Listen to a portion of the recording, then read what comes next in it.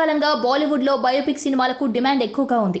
ముఖ్యంగా క్రికెటర్ల జీవితాలను తెరపై చూపిస్తే అటు క్రికెట్ ఇటు సినిమా లవర్స్ ఆదరించి సులువుగా విజయాలు సొంతం చేసుకోవచ్చని నిర్మాతలు భావిస్తున్నారు. క్రికెట్ సినిమాలకు మన దేశంలో ఆదరణ ఎక్కువ. ఇక వెండితెరపై క్రికెటర్ల జీవితాలను చూపిస్తే కలెక్షన్ల వరద పారుతుంది. స్టోరీలో దమ్ముండి ప్రేక్షకులని అంచనాలకు రీచ్ అయితే సినిమా రిజల్ట్ ఓ రేంజ్ లో ఉంటుంది. ఈ నేపథ్యంలోనే star allrounder Yuvraj Singh biopic తెరకెక్కబోతోంది. ఆదిపురుష్ నిర్మాతలు ఈ ప్రాజెక్టును చేయనున్నారు. హీరోలుగా వరుణ్ ధవన్, ఆయుష్మాన్ ఖురానా పేర్లు పరిశీలనలో ఉన్నట్టు టాక్ వినిపిస్తుంది.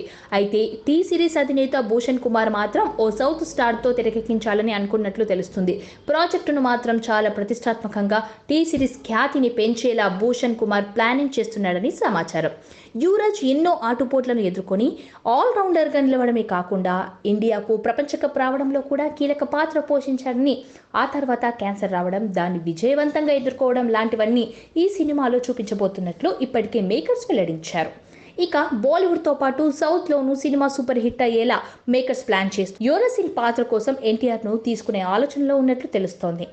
తారక్ను కలిసి దీనిపై చర్చించబోతున్నట్లు సమాచారం. యువరాజ్ క్యారెక్టర్కి తారక్ అయితే న్యాయం జరుగుతుందనే భావనలో నిర్మాతలున్నారని అంటున్నారు.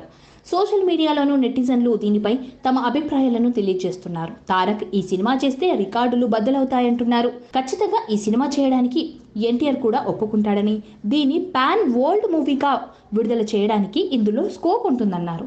తారక్ నటించిన దేవరా చిత్రం షూటింగ్ పూర్తి చేసుకుంది. వచ్చే నెల 27వ తేదీన ప్రేక్షకుల ముందుకు రాబోతోంది.